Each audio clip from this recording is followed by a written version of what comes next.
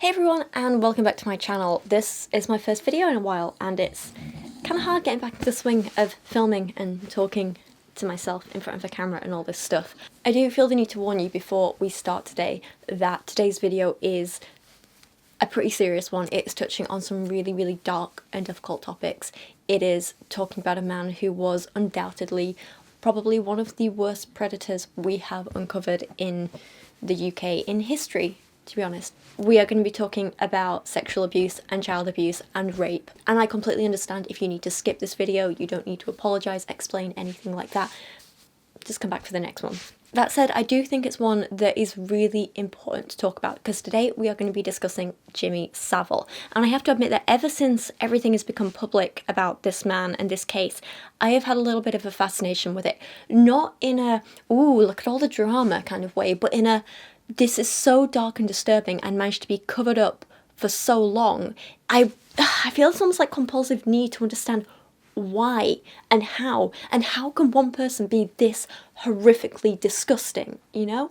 I remember as a kid seeing Jimmy Savile on TV, and luckily I was born after the height of his popularity, but you still always get like Top of the Pops reruns and stuff like that, and I just remember I never understood his popularity.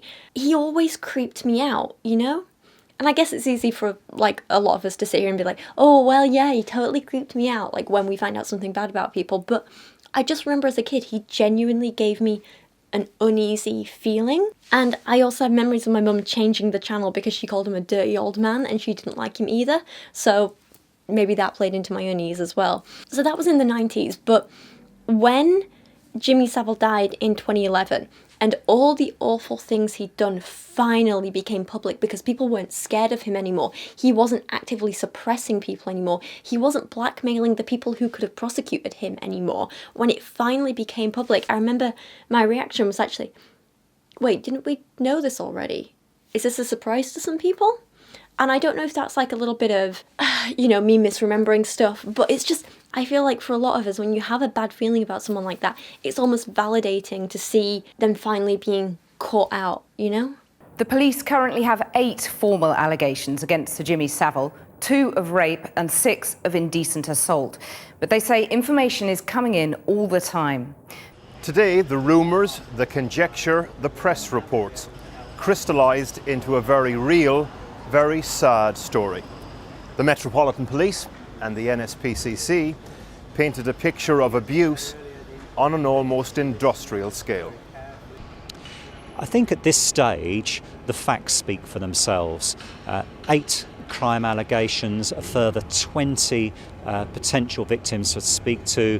The sheer volume of calls that are coming into us I'll allow the public to take that decision and pass that judgment for themselves. Given what you've seen, was Jimmy Savile a paedophile? It looks like Savile's preference or his predilection was for teenage girls, and that's girls from the ages 13 to about 16. So yes is the answer to that question. Yes. So I know I have a lot of American viewers who might not be familiar with who Jimmy Savile is or what he did. So as a summary for those of you who aren't familiar with him, Jimmy Savile was a DJ and TV presenter who was most known for presenting TV and radio shows that were popular with teenagers and children, such as Jim'll Fix It and Top of the Pops. These were iconic British BBC TV shows in the 70s, 80s and into the 90s, which is when I was a kid. I think Jimmy enjoyed the attention from the crowd, just the way all the young bands did. Yeah, he felt like he was the same, you know? And he was pretty famous. I mean, he was huge. I don't think at the time it occurred to me that he was an old man in a young environment. But subsequent to me having the meeting, or whatever you might want to call it, in my 20s, that's when it became he's like a dirty old man, trying to mix with young people. He was also known for doing a crap ton of charity work, and I mean like all the time. He volunteered at local hospitals, he would run marathons as fundraisers, he raised something like 40 million quid for various charities, which when you consider what that would be in today's money, is a stupid amount. Jimmy Savile was so loved and well respected, and he had done so much good in the world that he was actually given an OBE and a knighthood. He met the Pope. He knew the Queen. He was friends with the Prime Minister. Him and Margaret Thatcher. Yeah, close as anything. I mean, she has her problems as well. I'm not a fan of her. But you know what I mean? He knew these people in power. That's what I'm trying to get at. He knew everybody. You know, he toured up with the Rolling Stones, he toured with the Beatles, all these type of people. You feel that people in power, as I understand it, value your opinions. You like to be involved at the highest level in this society, behind the scenes. We spoke to Bunny Lewis. He told us this. I would say that he's very popular with them. Certainly with Charles, and I think also with Diana. I couldn't go in any length on that, because it would be indiscreet on my part. So, did Jim try to fix it for Charles and Diana? No, of course not. Why is there that little sly smile on your face? There's no sly smile, it's just that... What am I, grass? I don't grass on nobody. I don't tell things. There are certain things which are no-go areas. Didn't work in the end, though, did it? Yeah. Next minute, I'll tell you all his secrets. And then he'll say, well, that's been a nice programme, isn't it? Goodbye. No, you can have all the time in the world to tell my secrets, Jimmy, if you give us the full story of how you were consulted by Charles and Diana and spoke to them and tried to save the marriage. No, which is what you did, isn't it? Unfortunately, that is what is called a no-go area, which is a very famous phrase of mine, because all the papers all had to go at me over the years, and I say, I'm sorry, it's a no-go area. And on the other end of the telephone, they say, ha-ha, you said you'd say that. And I say, that's right. It's a no-go area, and I don't grass on nobody. Neither the ladies in my life, or people that I've helped in my life, or whatever. But I'm quite prepared to talk about things, as long as it's not grassing on anybody. The problem is, while all this was going on, and he was there showing off his big fancy friendships, I know Elvis, I know the Beatles, I made Tom Jones famous, all that kind of thing. While all this was going on, he was using his position to sexually abuse hundreds of people, and that number is not an exaggeration. He abused, assaulted, and raped hundreds of people, including children. Some were older adults. The oldest victim of his was 75 years old. He would corner nurses in the hospitals he was volunteering at. He targeted vulnerable, unconscious, or incapacitated patients. There are even reports of him having unrestricted access to the morgues and people suspecting he was assaulting corpses. Worst of all, though, the majority of his victims were children, mostly girls, but sometimes little boys as well. He would pick these child victims from dance halls he was DJing at, from the audience at Top of the Pops and Jim'll Fix It, children and teen TV shows that he was presenting. There was no way anyone was going to believe me. Obviously, being a child, you know, you don't have no dealings with the authorities, you don't understand, obviously, how you understand it as an adult, but nobody was going to believe me. He would pick them from the hospitals and juvenile detention centres he was volunteering at. He would pick them from charity projects. Sometimes, as we'll find out in this video, he would even have politicians pick them out for him. So since all this came out to the public, I just can't help but watch and read as much as I can on the subject. His crimes are so sickening. I feel this almost like compulsive need to understand how the hell did he get away with this for so long. He really was hiding in plain sight, but somehow he managed to surround himself with other predators, corrupt men in power, and they protected him. They protected each other. And as we're going to see in this video, he wasn't shy about bragging about it publicly. I'll tell you something. The fella could get used to all this. As it happened to you, they could get used to it. So, ladies and gentlemen, all we can say is good night from all of us here on Top of the Pops. And why have you shied away from close relationships with women? I'm quite happy to have a few close relationships tonight, if anybody's not spoken for. But why in the past... What are you doing after the Joe ladies? A few close relationships, I'm all for it. I'm sure the offer will be taken up, but why in the past... Good. I think all children should be eaten at birth. That's for sure. You also used to be a wrestler, is that right? Still am. Still am? I'm fit in every girls' school in Britain. You used to be a wrestler, didn't you? Is that right? I still am. Are you? I'm feared in every girls' school in this country. We also spoke to Charles Halligan. Oh, did you? Your close friend and colleague from Leeds General Infirmary. He told us this. He's always had an eye for the ladies. Young ones as well. When I say young, I mean, you know, the proper age. 16 upwards. And he's always had one. His philosophy, he would never get married because I don't think he could stick with a person more than 3 days. And I don't think he can still stick it with anybody more than 3 days. Is he right? When it comes to women, you've got a short attention span? No, women know too much.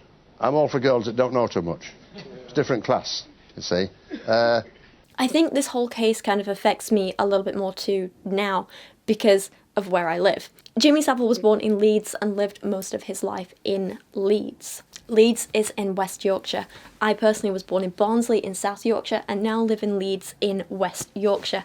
And it's difficult because Jimmy Savile never hid or quietened down his Yorkshire accent. He was a proud Yorkshireman. He was proud that he lived in Leeds. He loved Leeds. He was always doing things for the people of Leeds, you know?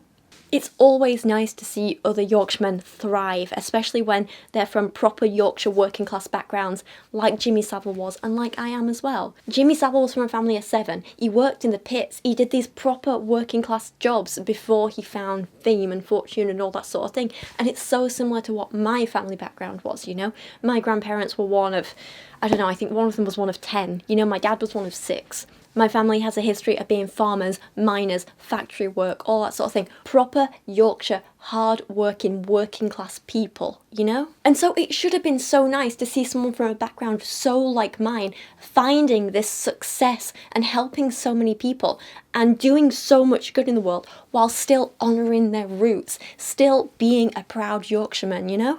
And I guess that's why it feels almost like a bigger betrayal when the person who's meant to be representing you turns out to be the biggest, scummiest piece of crap in existence, you know? It's almost like another betrayal to Leeds and Yorkshire in itself, that like, oh crap, now that's what we're associated with thanks to this scummy piece of rubbish. He deserves it, but I'm going to try not to insult him. And I think that's the other thing that sickens me about him being so local, is that it's now known he basically had the entire Leeds police force and council under his thumb and protecting him. And that's, I guess, why I feel this compulsive need to, like, know as much about this stuff as possible, because it's something that we can't allow to happen again. And so part of preventing it in the future is understanding how and why it happened before, you know? To summarise, Jimmy Savile is one of the most vile predators who ever lived, and he should have been punished when he was alive. He should have paid for the suffering he inflicted on so many. Sadly, he died before his victims, his hundreds of victims, had the courage or ability to come forward about it. The fact that he was never punished for what he did to so many people is one of the biggest injustices in this world, and it sickens me. So what is this video and why am I making it? Well, I recently watched the BBC drama all about the crimes of Jimmy Savile, basically. It's a new one, it's called The Reckoning, and while I thought it was mostly good, I did have a few issues with it. It really seemed to downplay the role that the bosses at the BBC had in covering up his crimes, which bothered me a little. I get it though, it was shown on the BBC, they wanted to show themselves in a good light, it just rubbed me the wrong way a little bit. The thing is, like, the BBC did so much more to help protect him than was shown in that drama, you know? Not only were they covering things up and helping him pay off accusers in the past, and all that sort of thing, but when anyone else dared to try and speak out about him, he would shut them down. So, like, there's stuff about how Johnny Rotten of the Sex Pistols tried to speak out about Jimmy Savile in 1978. Like, you know, like what, 40, 50 years ago nearly? 45 years ago? So Johnny Rotten did this whole interview. He called out Jimmy Savile, basically says he deserves to be dead for the things he's done to people. And the BBC refused to air it because they wouldn't let a bad word be said publicly about their star, their golden boy, Jimmy Savile. And as a result, Johnny Rotten, the guy who is literally trying to protect women and children, was the one who got banned from BBC Radio because of it. The BBC were complicit in this problem, and the drama series definitely glosses over that quite a lot, which bothered me. An unbroadcast section of a BBC radio interview you did in 1978 recently came to light. I'd like to kill Jimmy Savile. I think he's a hypocrite. Weren't I right? I bet he's into all kinds of seediness that we all know about but are not allowed to talk about. I know some rumours. I bet none of this will be allowed out. I should imagine libelous stuff will be allowed out. Nothing I said is liable. So you had heard the kind of thing that we now know about him, or stuff like that? Yeah.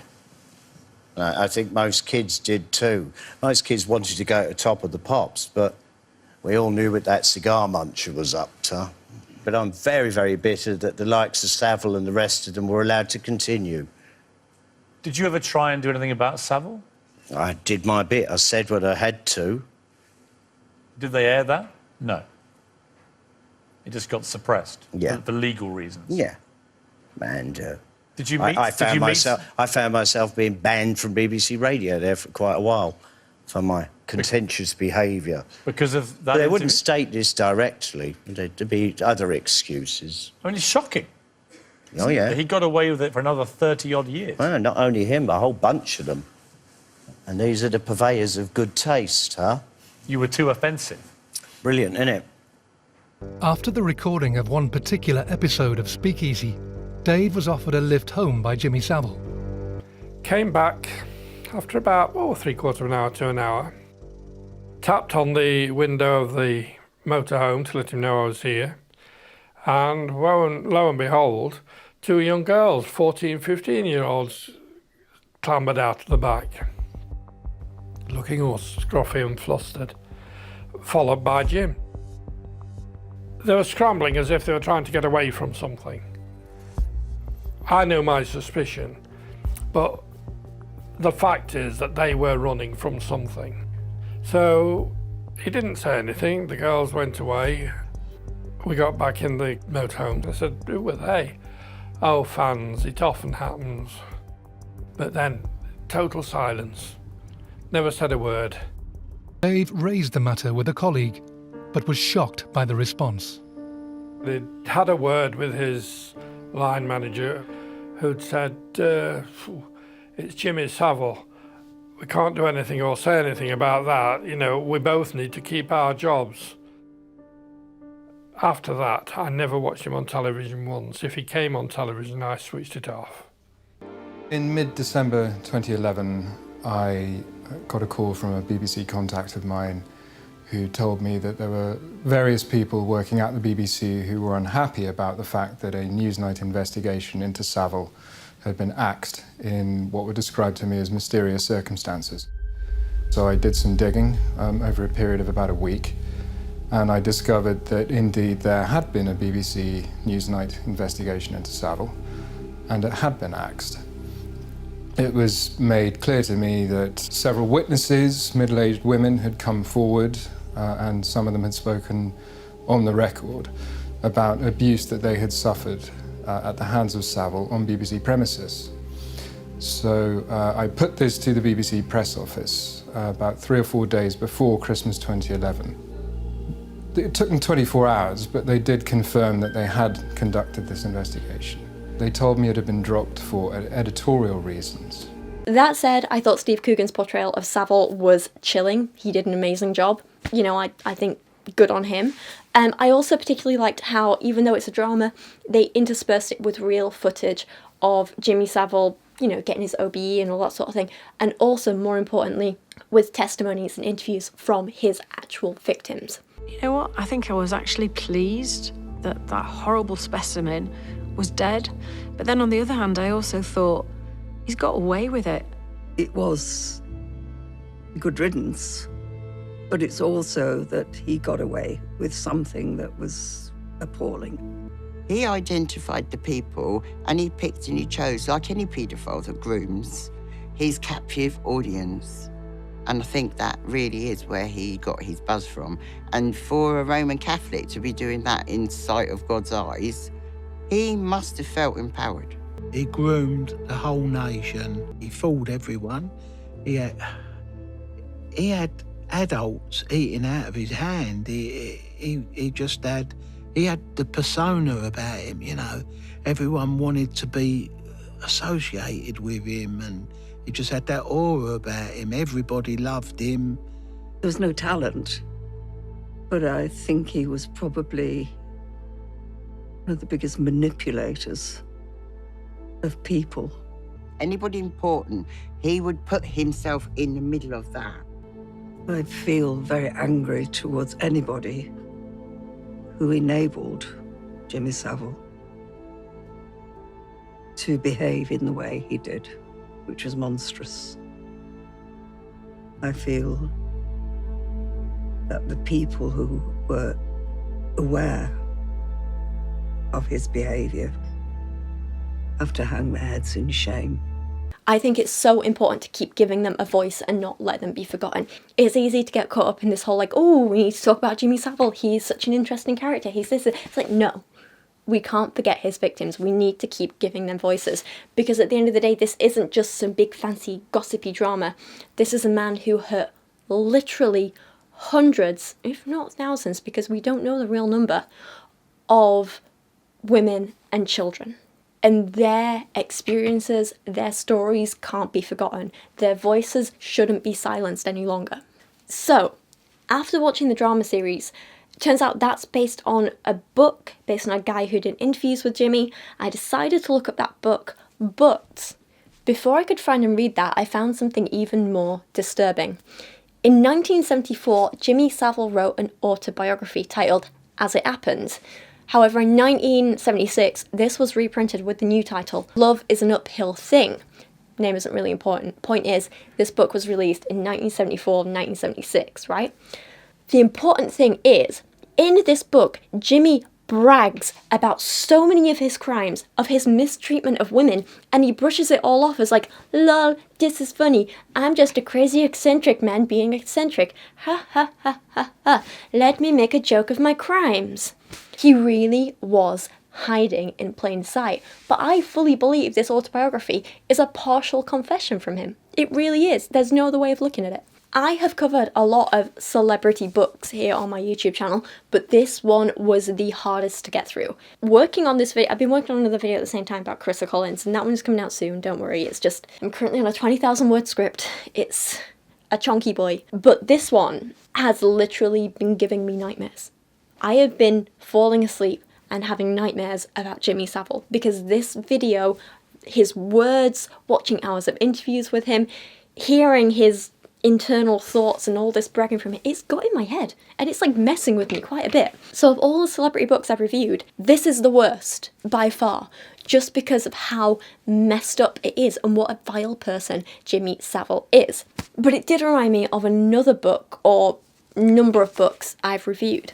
So if you guys have been around for a while, you might remember I reviewed some books by a guy called Roosh V, a typical pickup artist who has also raped many, many, many women. Not joking. He wrote a series of books called 30 Bangs, 30 More Bangs, and so on. And basically, you know, they just have these horrible names. And they're just story after story of him apparently bragging, and I slept with this woman, and then I slept with this woman, and then I slept with this woman. And he gives them all really, like, objectifying, derogatory names and stuff like that. And it's disgusting. And basically Roosh is trying to be like, see, this is how I picked up these women, so you can learn the techniques and do the same things too.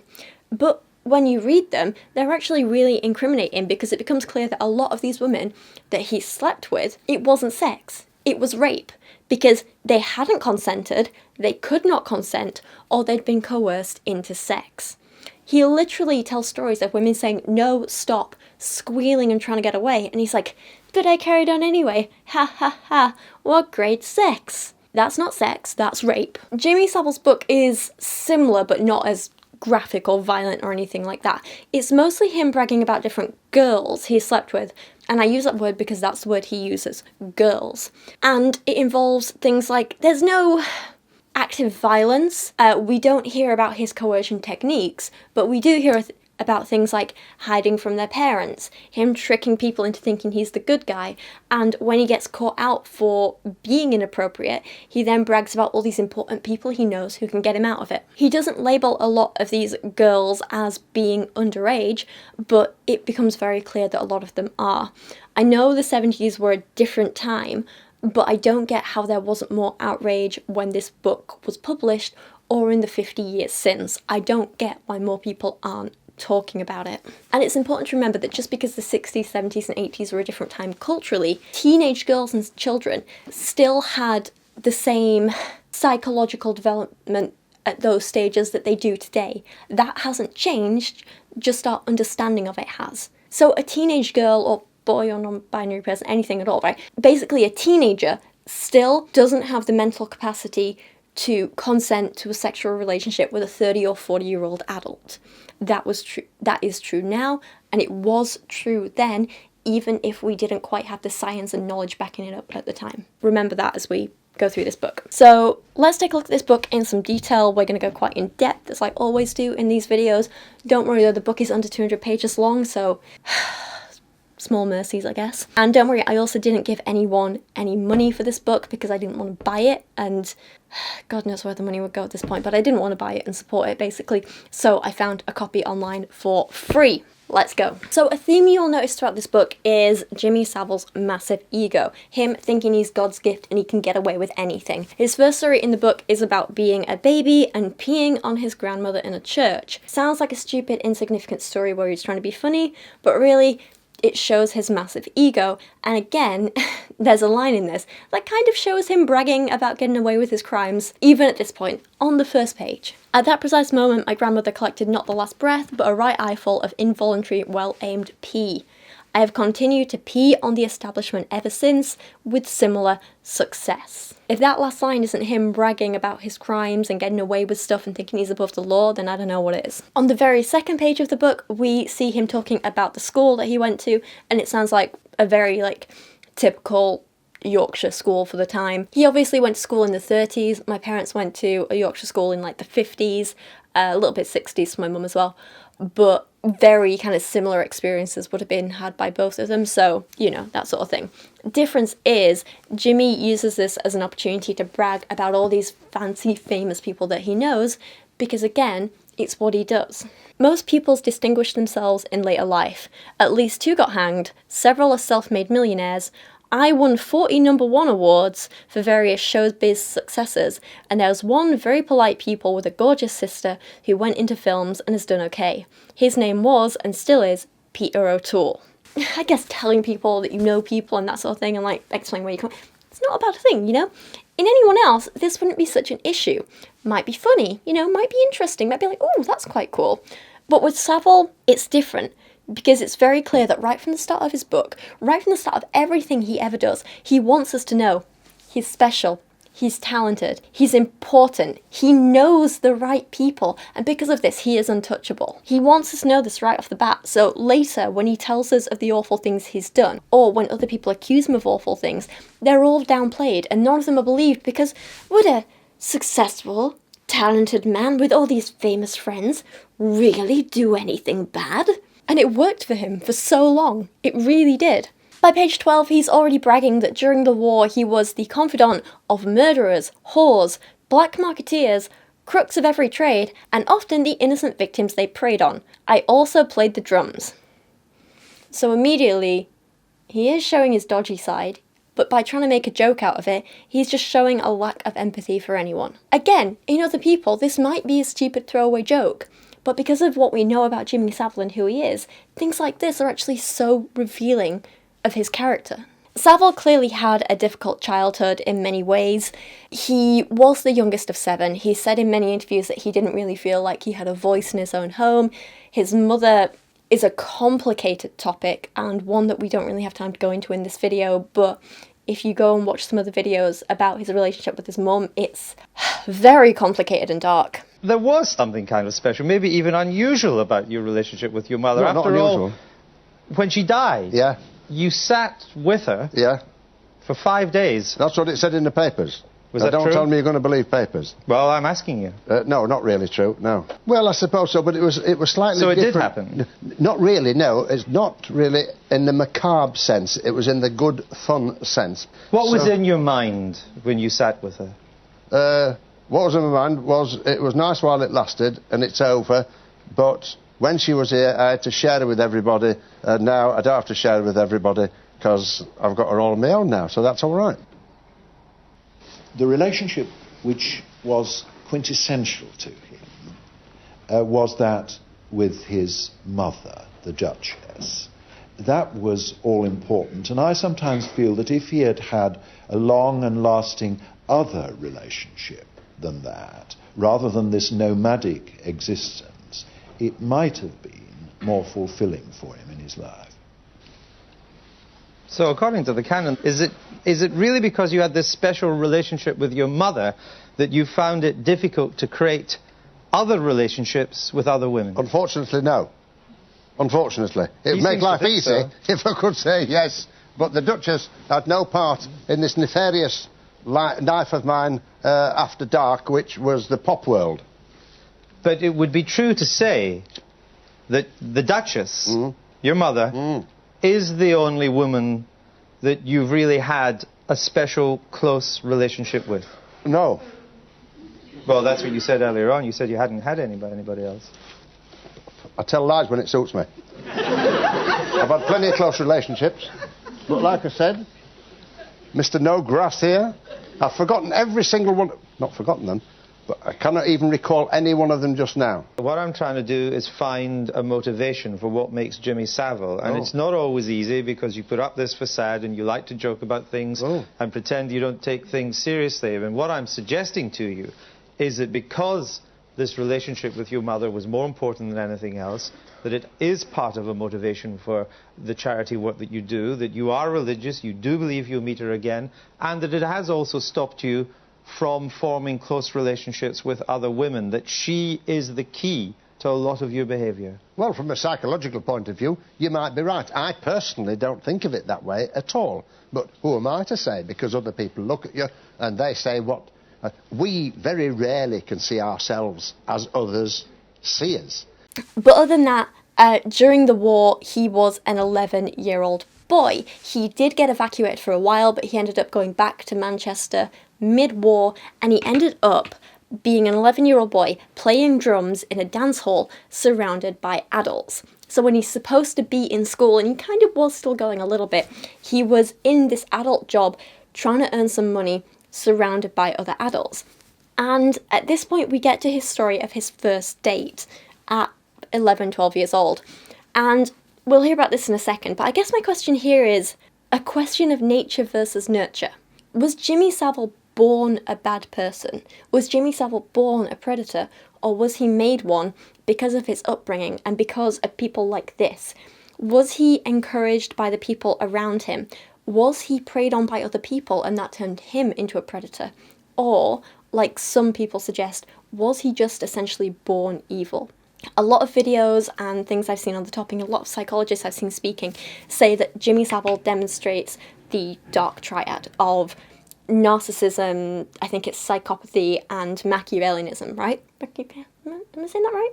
Words. Anyway, point is, they think he has all these dark personality traits, personality disorders, and this is what essentially led him to being this bad person.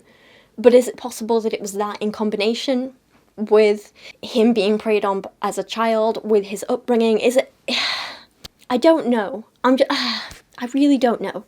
It's one of these things, I want to try and understand it, but I don't have any answers. I don't think anyone does. And because Jimmy Savile's dead, and because he did such a good job of hiding so much about him, and he was never honest with anyone, I don't think we'll ever know. And again, that frustrates me. Anyway, this is Jimmy's story of his first date. At the age of 12, I had my first date with a real girl. She was about 20 and worked in the dance hall cash box. As I only ever saw the top 10% of her through the glass, it never occurred to me that there was a bottom bit. I discovered about girls that the 90% you can't see is just as important as the 10% you can. These days, the percentage is reversed, but the principle is the same. So this gave me so many thoughts. I'm like, okay, on the one hand, why the hell is a 20-year-old woman involved with a 12-year-old girl? This is what I mean. He's clearly been preyed on by other people. Is this what led him to be a predator himself? Or is it something more ingrained within him? On the other hand, it seems that even though he was the child and she was the adult in this situation, we don't know if he was objectifying her back then, or if it's just his adult self doing it now. But he's still being disgusting and objectifying towards this woman, so I don't know how much to sympathise here. You know, it's hard to say. It's complicated. I don't know, maybe like, you know, your thoughts on that down in the comment, you know? And I will say, actually, just quickly as a note, I want you guys to be very careful with the comments you leave on this video, because I'm not going to tolerate any kind of victim blaming for Jimmy Savile's victims. And while I absolutely want to hear your thoughts on this case, I do think it's important to be really respectful to his victims, to his survivors, to the people who were affected by the things he did. I just think, be respectful in your comments, be careful how you word stuff, and just be kind, you know? Jimmy goes on to display a lack of any sympathy or care or compassion for anyone other than himself when he speaks so lightly about a literal murder. He just doesn't care for this person. He treats it like a funny bit of gossip, like a punchline to a joke. The murder of an actual woman he knew. A time of great excitement for me was when one of our lady patrons was discovered in several carrier bags in a ditch. Murder, they called it, and it was a whole new scene to me. I could never work out why it was necessary to cut her into bits. It was all part of a strange adult world that I never tried to understand. And even though I had a good idea who'd done it, no one ever asked me. Besides, I was far too excited about leaving school the following month. I'm sorry, but no decent human talks like this about the death of another human. This isn't funny, it's disgusting. We then go on to see his ego kind of growing more and more and more when he talks about himself. So he continues to think highly of himself when he discusses his first real job that he got at 14 years old. So this is not just being a drummer in a little dance hall, this was like a proper job. And he was working in an office for a while, and he says, "It's not every day the office boy of 14 is far more adult than the rest of the staff put together." Now, I get it, right? It's common for kids and teens to think themselves more mature than they actually are at the time, right? We've all been there, I think. But the difference is, I think most of us look back now and think, oh my god, no, I was such a child, what was I thinking? And we recognise that as we grow and mature. Jimmy never does this. He still believes this. He still believes that as a 14-year-old, he was more mature than any of the adults around him. I don't know if that's ego or his way of essentially victimising children more by being like, no, they're so mature, they absolutely are, what I was. And we'll see him doing that again later in the book, so that's something to kind of like bear in mind, you know? He then brags about stealing from his colleagues while playing cards, but he tries to like make this a moral action, this literal crime, this theft, this dishonesty, this lying to people who are supposed to be his friends and colleagues and peers. He tries to make it moral, to justify his actions by saying, yeah, he stole from them, but never more than a few shillings, and he reflects on his whole life. The fact that I've never been greedy could be the reason I've never been to jail. When we read this now, knowing what he's done and what he was referring to was more than just a few card games, it's sickening, right? He's literally admitting, it's not that I've never committed crimes, it's that I've never been greedy enough to be caught for them. I've always just pushed it to the limit so I don't quite get caught. This man... He clearly knew what he was doing was illegal, but he thought he was too sneaky, too clever, far too good for everyone else to ever get caught. And the fact that he seems to be right is what I hate so much, because he never got caught, and he should have. I cannot even begin to imagine what it must have been like for some of his victims to have to read this book when it came out, knowing what he'd done to them, and knowing that lines like this were like him bragging about it, you know? It's poor people. Chapter 2 doesn't start out so interesting or revealing. He just talks a lot about, you know, he worked in the mines for a long time. He felt quite excluded from his miner colleagues, miner being minors, not children. And then he talks about changing jobs to be a tram driver, but getting fired on the first day for crashing the tram with like 100 people on it. I know.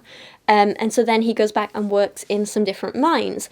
There's more work stuff, and then he gets injured in the mines, so he starts working in dance halls again, and he tries to tell us that he invented discos, a claim that is hotly contested by some, but I don't know, I guess it could be true.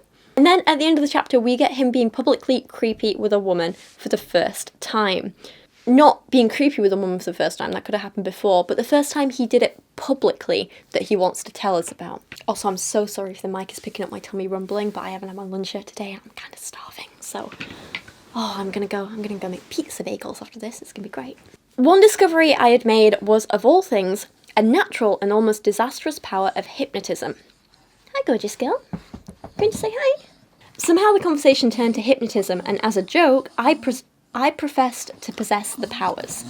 To demonstrate, and choosing a girl who was already fast asleep in her easy chair, I stood behind her. Miracle of miracles, with eyes fast closed, she answered all my stage-whispered questions. I was convinced she was awake and just playing along with me. Taking again the part of her mother and asking her what on earth she was doing in bed with all her clothes on, sweet horror, did she not stand up and start to undress. A sign of the unpermissive times was that the room emptied in a second. Telling her to stop, and in the nick of time, as it had been a warm evening, she was handed to her girlfriend with instructions to put her to bed. I hate how he thinks, like, people left when she started to take her clothes off because it was a sign of the unpermissive times, and not because they were being respectful of this vulnerable woman that you just put in an even more vulnerable position. Anyway, I hate how his first instinct when he realises a vulnerable woman is under his control is to try and get her undressed when she can't consent to it. I don't care if, like...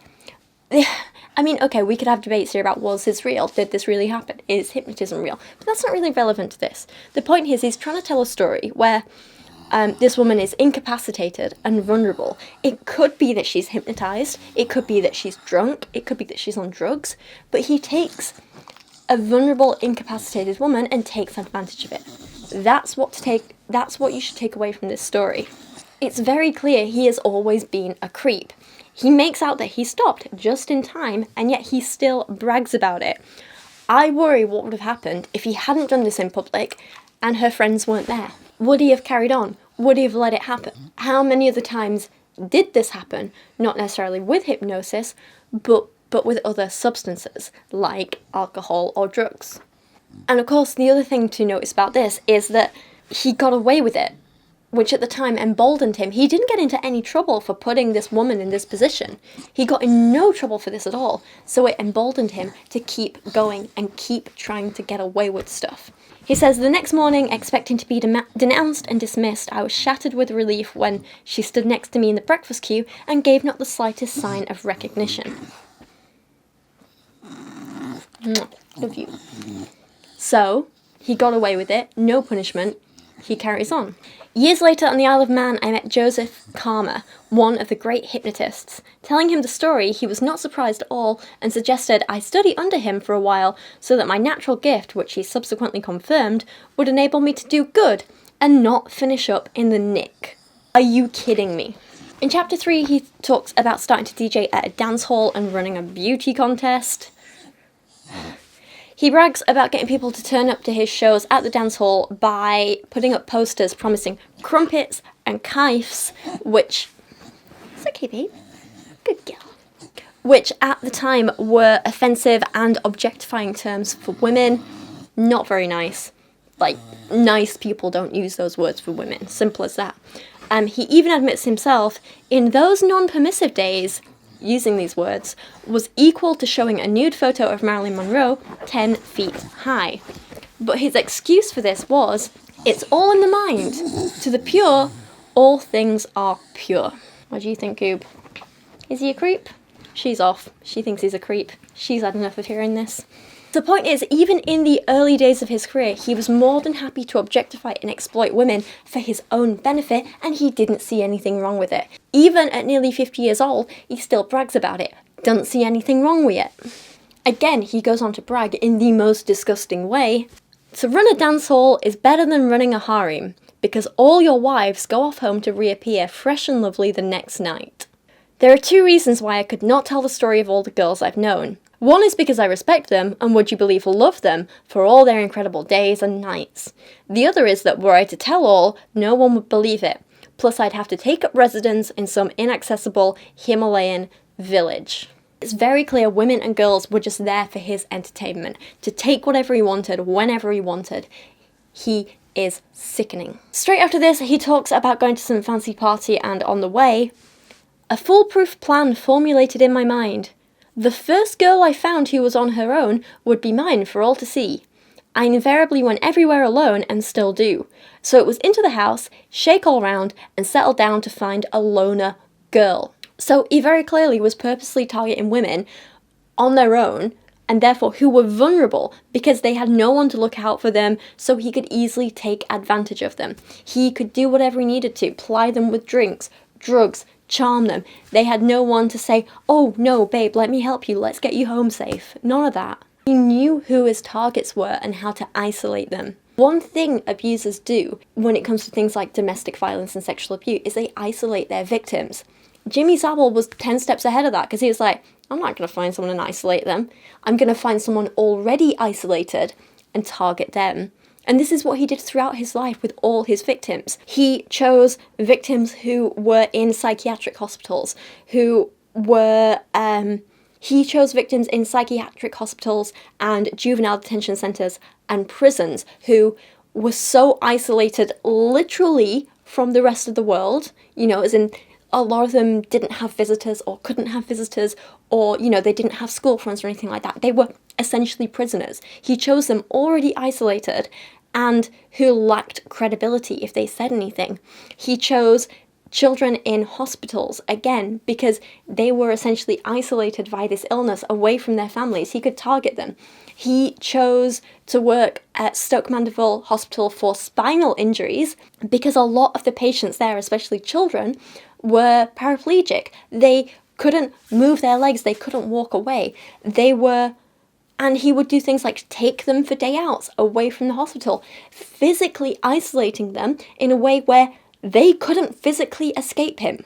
He chose victims already isolated because they were easy targets for him. And here he's admitting to it, that this is his MO. This is what he does. Thankfully, this particular night, the woman that he targeted did end up having a husband there with her, so Jimmy ended up running away and jumping out of a window. The actions of a very innocent man, clearly. Seriously, like, I get you being like, oh, I hit on someone who has a partner. Most people would be like, oh my god, I'm sorry, didn't mean to, let me step away. But Jimmy's like, clearly he'd been all over this girl and like trying it on and stuff like that. Or, well, this woman, sorry. Clearly he'd been like all over this woman and maybe being so inappropriate that once he found out she had a husband there, he was so scared of the consequences that he jumped out a window.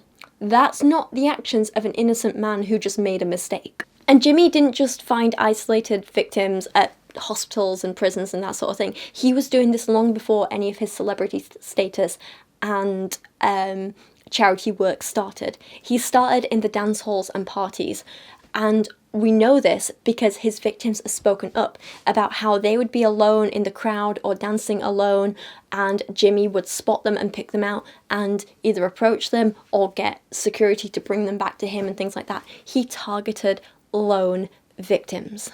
We know this is a method he used to abuse people, and yet here he is bragging about it like it's a silly joke. A few pages later, Jimmy Savile brags of all the people he knows again who have power. This time it's, the next day in my office, another dear and personal friend of mine, Louis Harper, called. He was Louis the Lion, Chief Superintendent of Police for Manchester A Division, copper par excellence, terror of terrorways, a real legendary character. It's reading small, essentially throwaway lines like this that don't really add anything to the plot, where you really start to see how Savile got away with his crimes for so long, because he had people like this on his side. And part of me can't help but think he spoke about his friendships like this so publicly as a warning to his victims who were already out there. He's like, oh yeah, I'm friends with the Chief of Police, I'm friends with the Prime Minister, I'm friends with Prince Philip, I'm friends with the Pope. He did this as a warning to his victims of, if you come forward and say anything, here's who you're going to have to answer to. My friends, these people in power, they're on my side, what do you have? He used it to silence people. In the next chapter, he can't even talk about how he ended up with his hideous bleach blonde hair without objectifying women.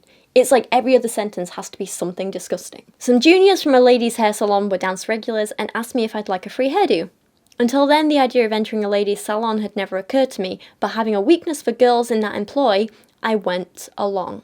There's even more bragging about how he was so successful, so special, the rules just didn't apply to him. It was in Leeds I won the Gold Cup Award for dancehall business. As Mecca was the world's largest company in this field, it automatically made me the world's top manager. As head office showered me with awards and favours, they gave stern warnings to my managerial colleagues not to try and copy my zany ways.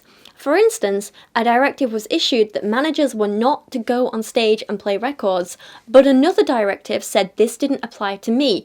Thank goodness. It seems he really was getting away with things early on, and people were enabling him and helping make him think that he was above the rules, above the law. These early days of his career really made him feel untouchable and emboldened and like he could get away with anything. And maybe if he'd been stopped at this early stage, he wouldn't have gone on to hurt so many people. And we see this start to escalate in just the very next paragraph. And I feel like this is the first time he really admits to a crime. And again, I don't know why people aren't calling him out for this. I warn you now, this is disgusting. A high-ranking lady police officer came in one night and showed me the picture of an attractive girl who had run away from a remand home. Ah, I says all serious. If she comes in, I'll bring her back tomorrow, but I'll keep her all night first as my reward. The law lady new to the area was nonplussed. Back at the station, she asked, is he serious? It's God's truth that the absconder came in that night. Taking her into the office, I said, run now if you want, but you can't run for the rest of your life. She listened to the alternative and agreed that I hand her over if she could stay at the dance, come home with me, and I would promise to see her when they let her out. At 11:30 the next morning, she was willingly presented to an astounded lady of the law. The officeress, I know, was dissuaded from bringing charges against me by her colleagues, for it was well known that were I to go, I would probably take half the station with me. So to recap, here he learnt there was a vulnerable missing girl from a remand home, which at the time was for children aged between 8 and 16. He joked about keeping her as a reward if he found her, as in, if I find this vulnerable child and help her, I will rape her as my reward for helping her. Already disgusting to make that joke, right? And then he did find her, coerced her into staying the night with him and sleeping with him, by which we need to be clear, he raped her and is now bragging about it. And bear in mind at this point, based on the dates and stuff, he's around 38 or 39. And this is someone under 16. So a nearly 40-year-old coerces a vulnerable missing girl under 16 to sleep with him and then brags about it. And then when a police officer rightfully calls him out for this literal rape of a child, the other officers on the police force convince her not to punish him and charge him because Jimmy was essentially blackmailing them all and saying, if I go down, I have dirt on all of you. Again, this is another threat to his victims and to anyone who wants to punish him. If you try and stop me, I'll take you all down with me. If you try and stop me, I have powerful friends. If you complain about me, my friends will make sure you're not heard. Not only is he bragging about his crime, but he's threatening his other victims. How the hell was this published? Why was there not more uproar? And why, in the 50 years since, is no one else talking about this? Had a huge amount of power, he certainly knew it, and constantly worked on building it round him. In everything in life, he used it to get his own advantage. When I was talking to the assistant manager one night, and Jimmy came through the door, and evening, Jimmy, you know, and just walked straight past us. And I said, what's wrong with Jimmy? He says, a bad mood. He said, he's got a lot on his mind. I said, what's wrong with him now? He says, in court tomorrow. Said, what for? He says, messing about with girls. And I thought, well, he may have taken one out and, as the phrase goes, tried it on and it didn't work and they've complained about him, you know. And that was that. Nothing else said. Until next time I was on duty, a couple of nights later, and I happened to say, how did Jimmy go on in court? So I said, it never got to court. It got thrown out, case dropped. And I said, how did he manage that one then? He said, same as he did last time. He said he paid him off. Having narrowly escaped any charges by paying off his accuser's family, Savile apparently felt no need to curb his behaviour. What's amazing is how brazen he was, how public he was even then. I think he's just an individual who probably felt that he was fairly untouchable. I mean, you know, he was quite an imposing figure. In chapter 5, he opens with talking about how he started his volunteer work at Leeds General Infirmary, a hospital where he would go on to abuse at least 60 people, if not more. We have 60 reports. That doesn't mean there were just 60 victims. Many may have died in the time since. Many may still be too scared to come forward, but at least 60 people. These victims were staff, patients aged between 5 years old and 75 years old. Also during this time, Savile had, for God knows what reason, and I quote, unsupervised access to the mortuary. It's been reported that Savile had boasted to nurses and other staff that he performed sex acts on the bodies of recently deceased persons in the mortuary of Leeds General Hospital and claimed to have removed glass eyes from corpses and made them into rings.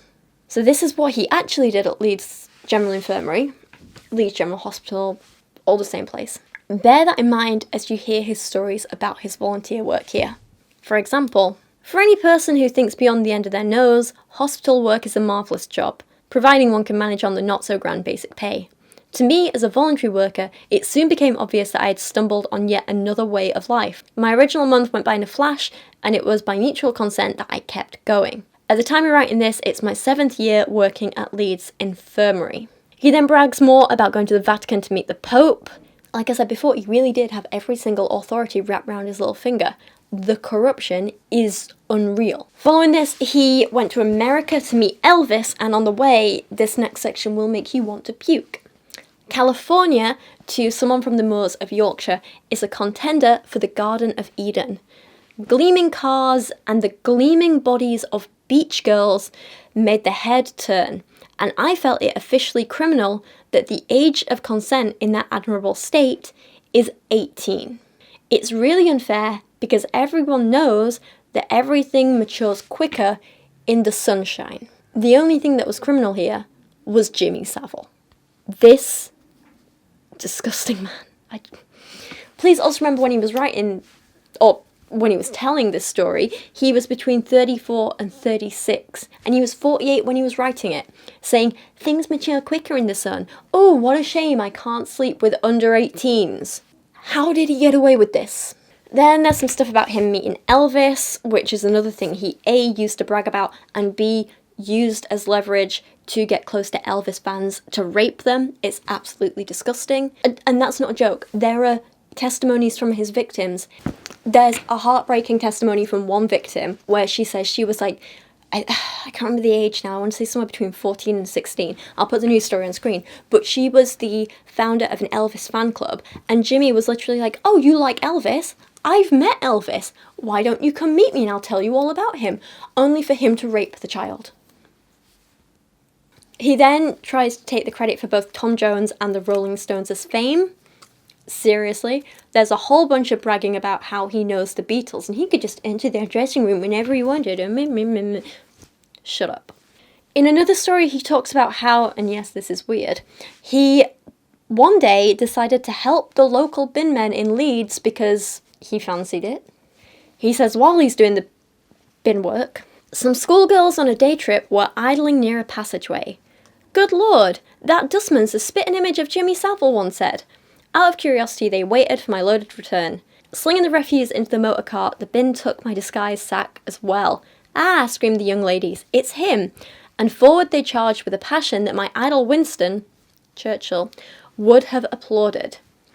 Okay, so he got recognised by a bunch of children. Nothing wrong with that, right? And also bear in mind, most kids at this age, at this time, left school at 14 or 15. So if they're schoolgirls, they're 14 or under, right? Bear that in mind. Doesn't seem that bad, except how he goes on to describe them. Surprised holidaymakers stood aghast at the unlikely scene of 40 fine-bodied young girls running with shrill cries after a dust cart. I'm sorry, but can we not describe literal children as fine-bodied? Stop it.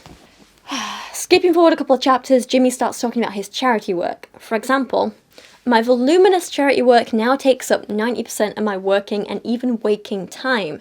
This is not because I am any more charity-minded than anyone else, it's just that like work, it's a fun thing and gives me some great time and laughs.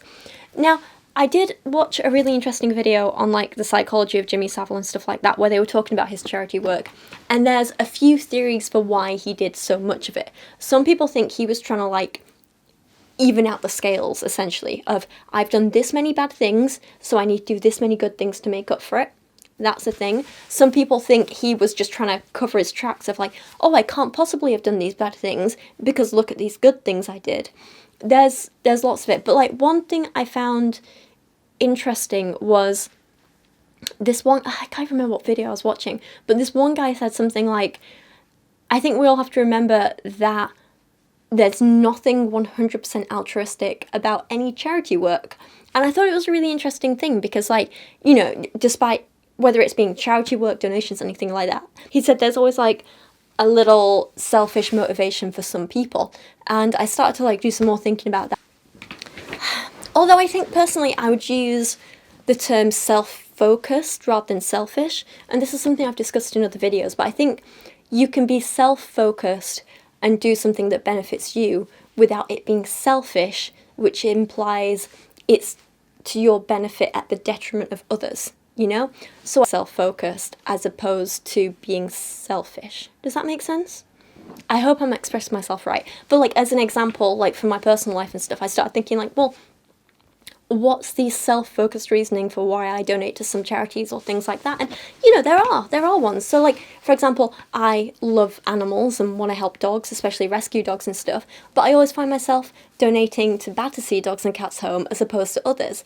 And there is a self-focused reason for that. And it's because that's where I got Kyra from. So I feel this personal connection to it. So even though the charity donations I'm doing are doing good and helping dogs, and I'm doing it because I want to help dogs, there's still a self-focused reason as to why I chose that charity. And it's the same with my other things as well. Like, I donate to the World Wildlife Fund every year, and I do that in support of elephants. And I could have chosen any animal, I could have chosen any charity, but I choose elephants because I love elephants, and I feel this kind of like, almost like a personal connection to them. So again, it's work to benefit others, but there's a self-focused reason I chose that. Same with, I do a lot of donations to Cancer Research UK, especially breast cancer charities and breast cancer research, and that's because so many women in my family have died of breast cancer, and I feel like it's only a matter of time before my mum, my sister, or myself also has to deal with it. I literally had a breast cancer scare earlier this year where I found lumps in my breast, and I had to go for an ultrasound and everything like that. Turns out it was fine, nothing to worry about, but I got thinking, I was like, okay, so even when I donate money or I donate all belongings to charity shops or when I like do little fundraisers or stuff like that, there is a self-focused reason for doing that. It's not entirely for the benefit of others. It's not entirely selfless because at the end of the day, I'm picking a charity that I wish had maybe had more money when my family members were dying from that illness, or I'm picking a charity that could potentially help myself or family in the very near future. So there is a selfish or self-focused reason for choosing them. Anyway, there is a point to all this. So it came back, so I was like, so when I heard this and got thinking about it, it's like, oh great, okay, really interesting points. And then I started thinking about how this relates back to Jimmy Savile. And it's interesting because whenever he was asked about his charity work and stuff, the only reasons he ever gave for doing it were the self-focused ones. It wasn't necessarily so much about like the other people, but what they could do for him. Like here, he talks about, it's just that like work, it's a fun thing and gives me some great times and laughs. So he never talks about the people he's helping. Like when people ask me like, oh, why do you donate to such and such a charity, my first instinct is always like, oh my god, so it does this great work, they do this, they research this, but for me, like, when I talk about charities and stuff like that, yes, there's that self-focused element to it too of why I picked them in the first place. But if you ask me why I'm donating, or why I'm helping, or why I'm volunteering, or whatever like that, it's always to the benefit of the people who are being helped by that charity, right? And I think that's a very normal reaction that normal people, the average person, does, right? I have friends who do like cycling things for charity and stuff like that, and they're always talking about the great work that the charities do. Brilliant, love it, wonderful. That's how the average person reacts with Jimmy Savile. It's always about what they can do for him, how much fun he has while doing it. And over time you start to see this pattern and it becomes clear that he picked these certain charities and projects and hospitals and prisons to help, not because he believed in the work they were doing, but simply because they gave him the best laughs, the most fun, they allowed him access to the most vulnerable victims, and it was all about the benefit to him. What has prompted you to devote so much time to charity? I've got nothing better to do. I don't work for a living. I stopped working for a living when I came out of the pit. I've never done a day's work since. I've got nothing to do. What am I going to do? Sit and look at the wall? Just because I like it, I don't really have to justify why I like it. His charity work was a very convenient camouflage for his activities and helped him gain access to vulnerable, young people, in fact, in hospitals, in children's homes, in events linked to the BBC, and indeed, of course, his involvement with Broadmoor and the fact that he was actually given the keys to Broadmoor. Broadmoor, the high-security psychiatric hospital in Berkshire, is home to some of the UK's most notorious criminals. Savile had volunteered at Broadmoor for years, but in 1988 he was given a senior role, along with a house on site and, incredibly, access to patients.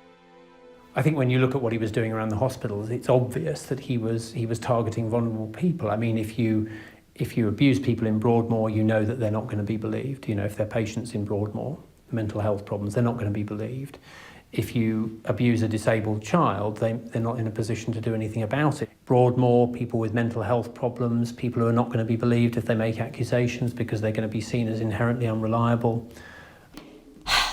With that in mind, let's move on to one of the most disturbing passages in the entire book, and it's about Jimmy and his charity work. This is gross. He says, "Let me tell you about the fun part of the charity deal. I got a call one day from the chairman of a local council. He'd got a new idea for the annual mayoral ball and wanted to turn it into a big youth dance, and would I come? For years the affair had been a bit stuffy and only attracted a couple of hundred locals. He wanted 2,000, and did I have any ideas? Sure I had.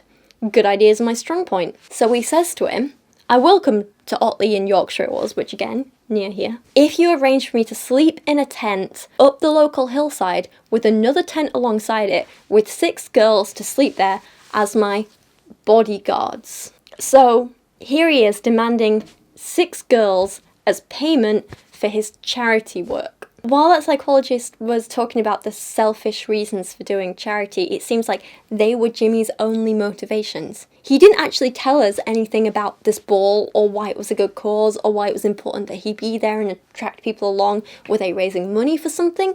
I don't know. Doesn't matter. All that matters is he was accepting payment in the form of girls. Like, what is this? Prostitution, human trafficking, all in the name of charity? No, it's disgusting. Jimmy writes, "My ultimatum of no tents, no girls, no me meant the council had to go through with it. A notice for volunteers in the paper brought well over 100 young lady applicants. Doubt. All determined to spend a night on the moors. The council had to decide which 6, so they called a special meeting. Some of the members only then realised what they were doing. We can't have a council meeting to decide which of our 6 girls sleep with this man, said several, more bewildered than outraged. So half the council left and half stayed." Yeah, they're right. Local council shouldn't be doing that. Local council shouldn't be trafficking their local girls. Local council should be disgusted and outraged.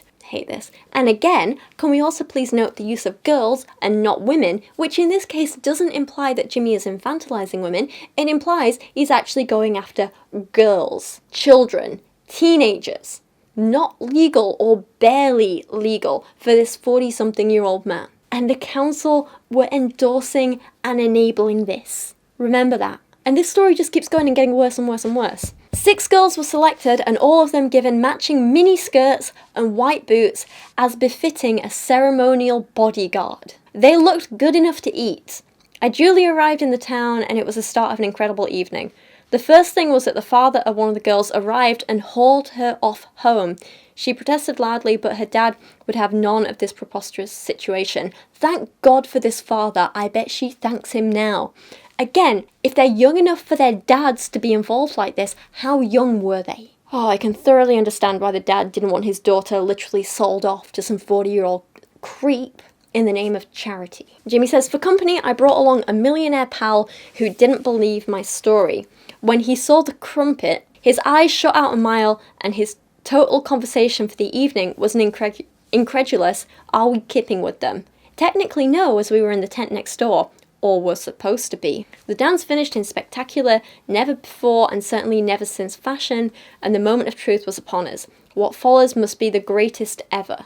My pal, another Jimmy, was convinced he had gone mad and kept appealing to me to tell him that this wasn't really happening. The girls had changed into anoraks and trousers, and on reaching the tent set about preparing for what was left of the night. The chairman, his lady and minder bade us good night and left. They're the council people who are essentially escorting Jimmy and his millionaire friend to go and rape these young children. Lovely. It was all too much, and we all fell about and all over each other, making enough noise to wake the dead. Needless to say, the girls' tent fell over, and we all had to finish up together. Who says charity isn't fun? Stop it. Gets worse, this isn't the only time he did this. This became a regular occurrence. Him saying, "I'll do these charity appearances if you pay me in Children to Sleep With." He says, actually there's a sequel story to this one. The Yorkshire town of Bingley lies 15 miles from Otley. The city fathers, dazzled by Otley's civic ball escalation from 200 to 2000, asked me if I would consider a similar escapade. Always ready for a good fun scene, I came up with the following. They would build me a tree house in their beauty spot, Shipley Glen. Up in this I would kip, plus as my usual, my wages of fun bodyguards, 6 local girls. Actually, it was the mixture as before, except up a tree instead of a tent. The tickets for the ball were a sellout, and 6 volunteer young ladies were beautifully turned out in matching outfits. Like I say, he did this repeatedly. Offered to do charity work in return for sex with girls and teenagers. Disgusting. Absolutely disgusting. He then goes on to talk about his work at Stoke Mandeville Hospital. At Stoke Mandeville Hospital, where I'm an honorary entertainments officer with my own room in the nurses' home, no less, there's a mini caravan camp. This was a scheme I started for paraplegic patients who needed a holiday while still under treatment. Sounds lovely, right? Later reports found that at Stoke Mandeville Hospital, Jimmy Savile had sexually abused more than 50 people. Again, likely more because some of these people would have died or stayed silent. At least 50. This time it wasn't just patients and staff, but also visitors to the hospital too. The youngest of his victims there that we know about was just 8 years old. At the time, at least 10 complaints had been made about him, but no action had been taken. Again, he'd been protected, and worse than that, he'd instead been allowed to continue living in the nurses' area whenever he fancied, and taking vulnerable patients who couldn't walk, so they couldn't physically get away with him, out of the hospital for day trips and the like. I think fundamentally that child abusers are drawn to environments where they know that they can get away with it, where they know that they won't be challenged. Then, it will become a honeypot for other abusers. At this point, the abuse was ongoing as Jimmy wrote and published this book and bragged about the good work he did at Stoke Mandeville. He was literally abusing people as he wrote a book about the good work he was doing. He then tells a story about helping a drunk driver cover up the fact he was driving drunk like it's no big deal, and I personally hate this. Driving while drunk or intoxicated or under the influence or anything like that is something I take really seriously and I get very angry about. There is just no excuse for it. Jimmy ends the story of him covering up a literal crime which could have got people killed by saying, "I don't like taking a liberty with the law, but sometimes you can't help it." Yes, you can. Jimmy Savile was one of the biggest criminals in existence. How can he have the gall to say this? In chapter 10, he says, "It occurs to me that I've not yet overmuch mentioned girls. Now, here we have a book on its own." Are you kidding? He's spoken about women and objectified them and degraded them so much throughout this book already. Yeah, here we get a whole chapter on it. Great. "It has never occurred to me to get married. There's no deep Freudian reason for this, nor is there any reason why I shouldn't." Psychologists who've looked into his relationship with his mum say different, but there we go. "It's one of the few things I've just not got round to. It stands to reason that my type of business puts me up against quite easily thousands of girls. Great and momentous times we've had, the ladies and I. Momental and magnificent, tender, sometimes touching, but never turbulent. From single situations to team-handed times, girls have taught, trimmed, and trained me up to Olympic standards." Yeah, my question is, how many of those times were actually consensual? Not that many, I reckon, and yet here he is bragging about it. Being a DJ, of course, didn't just bring you fame, it brought you girls. Lots of girls. Did it? Well, I think it did. Well, Goodbye. You've said Nice it to did. see you. We spoke. Goodbye. To a long-time friend of yours. Did you? Who knows about these things. Oh. Bunny Lewis. Maybe there were too many, Jimmy, to remember. Eh? Maybe there were too many. Yes. Well, no man need be ashamed of his working clothes. And I've You kept your clothes on. Well, I've gone through life being a sex symbol, and she's laughing. Do you get bored after 3 days with the same female company as your friend was saying? I'd stay with them for the rest of it. They get bored with me. I'm a very boring fella. Have you had lots of female I would hope relationships? so, because being alive a long time, I would have hoped that one would have had lots and lots of them. But I've you got remember? this terrible... unfortunately, no, you see. I've got this... And anyway, I never have been a grass. And a gentleman never grasses on ladies as ever... But we're not asking for names, we're just asking for the general principle. Oh, so I mean... We just want to know if you live this sort of playboy life of the DJ. Yeah, give or take a few nice ladies. But I mean, you know, a gentleman doesn't ever speak of ladies. I don't know where you come from. I mean, I don't know what your circles are, but my circles, ladies are very... You don't grass on them. I told you I was boring. But is it just a facade? Or the playboy image? Yes. Yes, or is that answer part of the facade? No, you can't win here. It's all part of the facade, and I am very boring. Thank God. The way you talk, have relationships and sex been casual? Is that a casual matter for you? You mentioned the S word.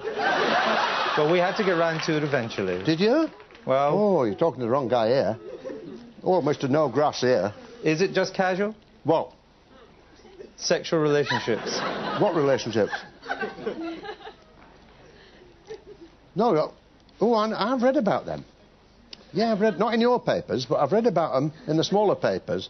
And, yeah, see what you mean now. Yeah. No, well, obviously, if a lady has been upset and she has said to me, only a relationship, like as what you mentioned, I can't use that word, if a relationship will make me less happy, I'll say, feel free to use me, I say. Feel free to use me. I will sacrifice myself to you any time of that. And then they say, thank you very much, and then they go. Now, it's not my fault. It's not down to me. Ladies. But it's Here is a perfectly honest man telling you. But relationships are not a serious matter then for you. It is a matter to joke about. Yeah. Sickeningly, he then goes on to write, I have a disjointed sort of theory that all girls, in relation to their male opposites, are 2,000 years old when they're born. Is this how he convinced himself that raping literal children as young as 5 years old was okay? Let me guess. They're so mature. They're born mature. Girls age differently. Blah, blah, blah, blah. No, he was a disgusting man. And even if this was his logic, how would he then go on to explain away or excuse the little boys he assaulted? Because there were little boys. It was mostly girls, let's be honest, but there were male victims too. He's clearly trying to cover his back, make excuses here, say that like, oh, what I did wasn't that bad, they were mature, they were grown. But no, it's all a bunch of crap. There is absolutely no excuse for sexually abusing children. They're not mature, they can't handle it, they can't consent, it will damage them, you're a vile man. End of. He goes on to say of girls, including literal children, they might not know what makes a car go, but they certainly have a very shrewd and intuitive idea of what makes a man go or stop. Look, both sexist and objectifying. And clearly victim blamey too. Let me guess, he doesn't think that what he did was rape because these girls knew what they were doing to make him go. In this chapter, he also writes about his first time having any kind of sex, which I do not need to know about, and goes on to brag that from that day to this, there have been trains, and, with apologies to the hit parade, boats and planes. I'm a member of the 40,000 Club, and bushes and fields, corridors, doorways, floors, chairs, slag heaps, and probably everything except the celebrated chandelier and ironing board. As to the right and wrong of it, most of us have burned our bridges, not to mention our boats, long before we realised there could be a right or wrong, and that we were all but innocent animals, for fun, Girls take a lot of beating. How many times can I just call him disgusting? He then brags about picking teenage girls out of crowds, which again, like I said earlier, is how so many of the stories of his sexual assaults from victims start. He says, "On stage at a concert in Scotland with a packed audience only a few feet away, I suddenly became conscious of the fixed gaze of a girl in a blue wool dress. With the aid of discreet sign language, I ascertained that she was indeed enamoured with me and not suffering from some eye trouble. In the hullabaloo of me finishing my stint, I winkled her out of the crowd and the calm lagoon of backstage. No, she didn't have to be home early, if at all. Yes, she had come to see me, and certainly she would stick around until I finished with a press reception." Thankfully, this particular child in this story was accidentally kicked out by security, something which I'm sure she was later grateful for. But sadly, this didn't happen to most girls in her position. Security didn't accidentally kick them out, and they were assaulted, abused, and or raped by Jimmy Savile after being picked out of the crowd in exactly this way. There are so many stories all starting this way from his victims. Jimmy then tells another rambling, meandering story of being at a seaside town one dark and stormy night when on the other side of the window came a wild face with dark hair streaming across it. A small fist beat on the glass and a loud voice shouted, "Can I come talk to you?" It was a girl. The inside of an E-Type is not over capacious and just now seemed to be full of wet body, long black hair, legs, and bikini panties. "Lend me a comb," says my 5-foot mermaid, sorting herself out in the other seat. Typically female, risk death but look good. Apparently she'd just been sitting in a car down at the barrier with her parents, seen me go through, jumped out, run along the sea road, and here she was. So, 5 foot tall, with her parents, very likely another teenager or child, right? Such a start had to mean a good night. Reversing back the 500 yards to her folks' car, she downed the window and said she was going off with me and would be back later. "Right," she instructed, "let's go for a drive round, it's a supercar." Should the reader feel that her folks appear unconcerned, you would not believe the stories I might tell you about some parents. And yeah, that's another thing that enabled Jimmy Savile to get away with his crimes for so long, and that he's just bragging about right here. So many parents at the time thought that, well, he works with kids, he works with a well-respected BBC, he's famous, he does all this charity work. Of course he's safe for our kids to hang around with, right? It'll be a cool story for them, going for a ride in a car with their favourite celebrity. They didn't realise how wrong they were and how much he couldn't be trusted, and Jimmy Savile took advantage of that trust they had in him. He was in a position of power where he was supposed to be protecting kids, and he took advantage of that repeatedly. I think it was just before I was 15, so I was 14, on holiday with my mum in Jersey, and the hotel we were staying in, he had a camper van. We were at our table, my mum and I. He just wandered in like gold shorts and a vest, and so immediately you look, and the cigar. He sort of worked the room, circulated and speaking to everyone, and came to our table.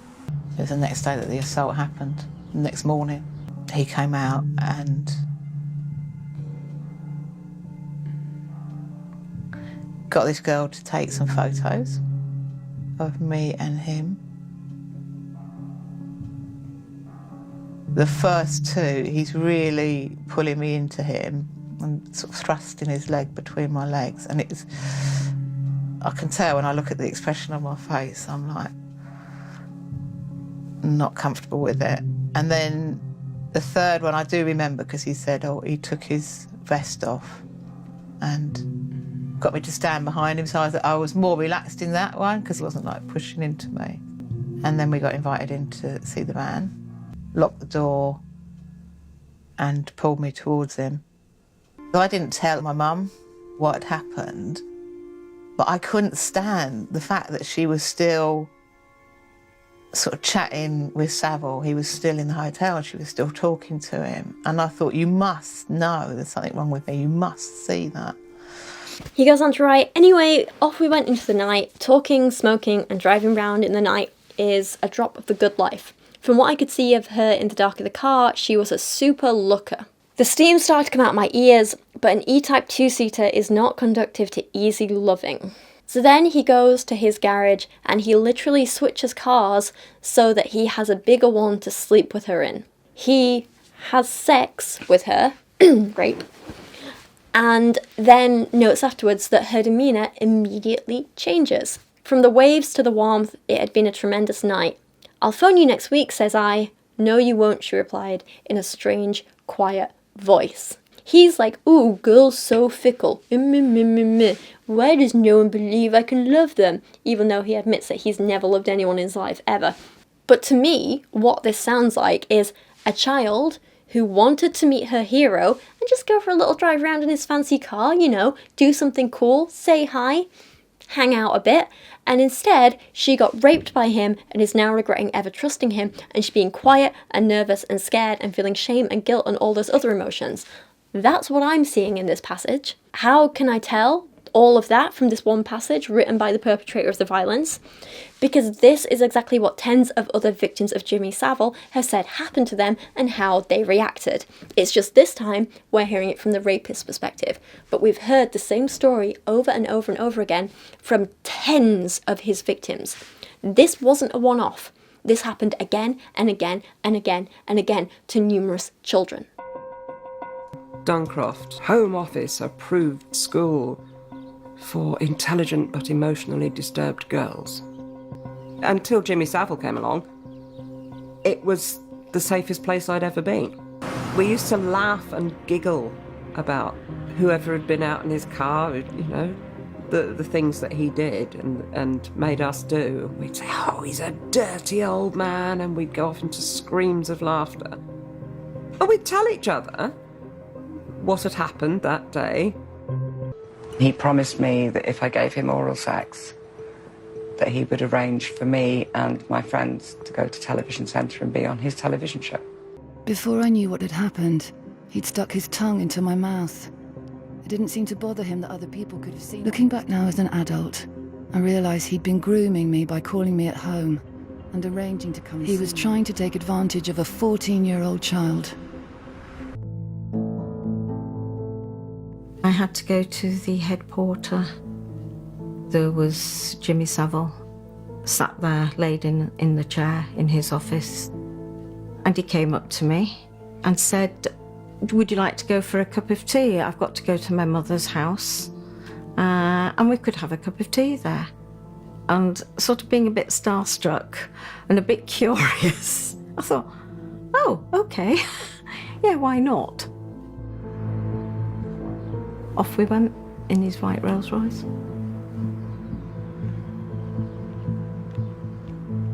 He pushed me back, undressed. I think he might have seen the look of sheer horror and shock on my face. And he says, "Don't worry, I've had a vasectomy." And I just froze.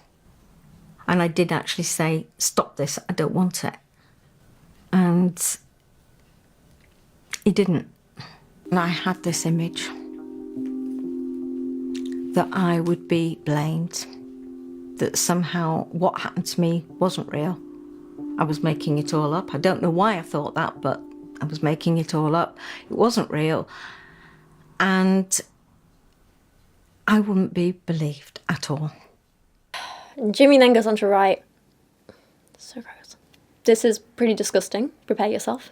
It is my theory that a man could work on stage with a nut and bolt through his neck like one of Frankenstein's monsters, and some girl from the audience would fall for him. If he were to be clean, no bolt, and only just attractive, at least 10% of the female audience would learn to fancy him after only a short time. Therefore, someone madly handsome like me collects at least 20% of female fans at any one gathering. This is quite a conservative figure when one takes into account that at a concert by a living legend like Elvis or a raving weenie bopper show like the early Osmonds, the percentage can reach over the 90s. Realise what this means in actual numbers. My average attendance figures in the dance halls for a 7-night-a-week stint where I was the overall boss as well as the main disc jockey was about 1,000. That means at least 200 girls per night would take kindly to any suggestion I might make. If half of those were shy and gazed only from afar, and only half the remainder were a little bold, that means that on any night at least 50 girls would actually do the chatting up. To be even more conservative, if I only fancied half of the 50, that left 25 super dolly birds actually putting the pressure on me or any of my disc jockeys. With such quite reasonable statistics, it follows that the trouble with a capital T, pleasure with an equal capital, and just about everything else in between comes in large quantities. And that's only for personal appearances. Multiply those figures by the millions who watch your TV or listen to the radio, and life gets interesting or complicated according to your state of health. I cannot believe he believes this stuff, and he's putting the blame on his victims. And it gets worse. It gets worse. The social dangers of such temptations are immense. At 2 a.m. one morning, there came a small knock on my door in Manchester. He'd lived in Manchester for a little bit between Leeds and Leeds. Standing there was a young, super shape girl, about 17 or 18 I estimated. So older by his standards, but still too young. Manchester's a big city and such things can happen. Yeah, but she's still a teenager. Send her home, you creep. Weirdly, he leaves her on his doorstep and tells her that he'll be back in an hour. And it also turns out that this is once again a vulnerable teenager who has run away from home and is in need of care, not rape. Leaving her sitting on the step, I was off to town in the car. 50 yards down the road, I get stopped by a police car. That girl just gone into your block is an absconder, says the law. What girl, says I. Lucky boy, says the law, and zooms off to claim the runaway. Such 11th hour escapes reduce one to a jelly. So he nearly got caught out raping this runaway. He feigned ignorance and the police were like, ha ha, let's turn a blind eye, ha ha ha ha. He then said, oh my god, this bit. There is one particular line in this that will make you sick to your stomach. Being part coward, full coward more like, I've always had a lively horror of being caught at anything, and this has doubtless saved my life on many occasions. Hiding in cupboards or outside on fire escapes has kept peace where there would have been conflict. Once in London, I had a girl delivered to me in a sack. It was far too heavy to lift from the outside step, and I got a touch of the horrors in case the body, for it was obvious to the feel, was dead. But it wasn't, and it was also unnecessarily melodramatic because it was broad daylight and one doesn't feel half as guilty during the day.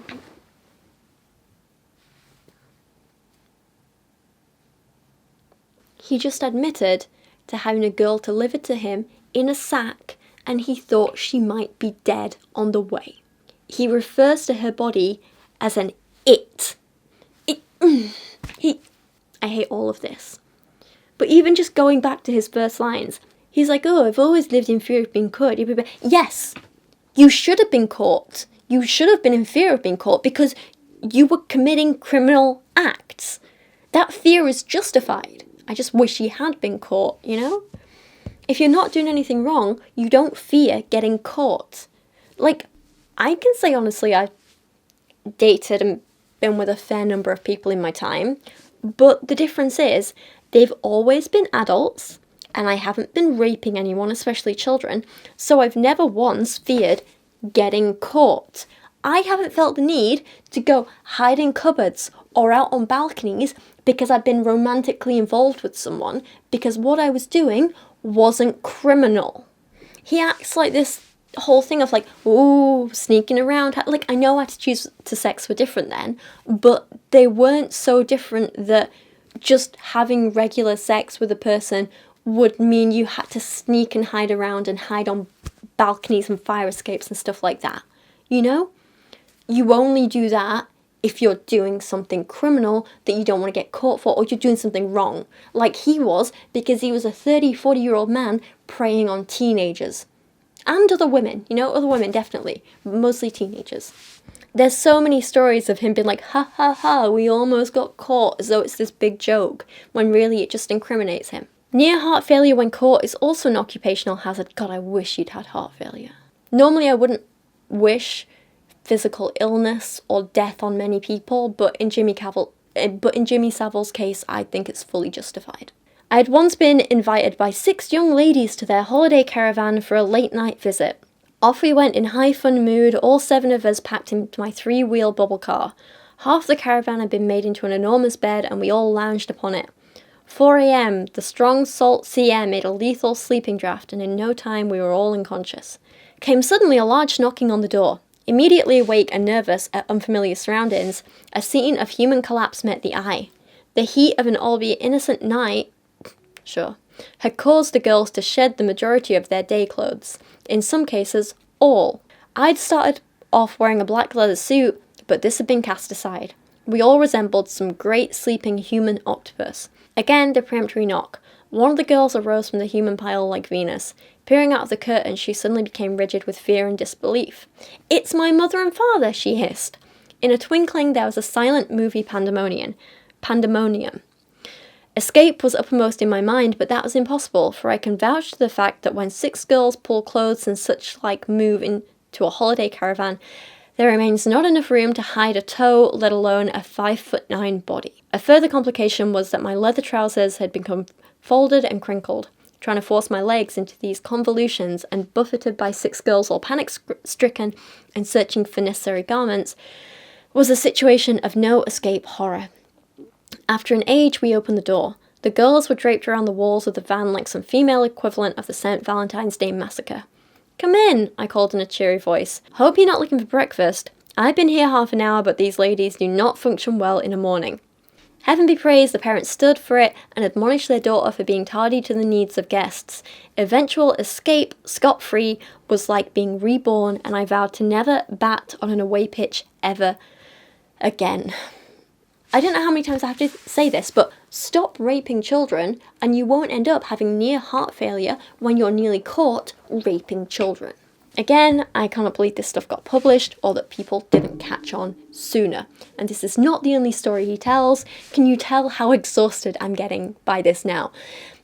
I am just fuming with anger, and it's... He tells another story of taking a young girl away from her parents and back to a caravan, getting her undressed, and playing innocent when her parents come back. What he learns from this, apparently, is that friends will tell you that since that day, I never ever operate outside my own 4 walls. As I have a considerable number of 4 walls dotted around the country, life is not too restricted. Great. So he didn't learn to stop being a predator, he just learned to be better at hiding being a predator. In the next chapter, he unironically writes, "The violent crime of momentary passion that gets people locked up for life. The temptation that puts you outside the law of society, brands you, and affects you till you die. At Stoke Mandeville Hospital, when I help the lads on nights and wheel away dead bodies from the wards of older patients, I look down at them and wonder, what had these lovely old folk, who have just done with life, learned about it?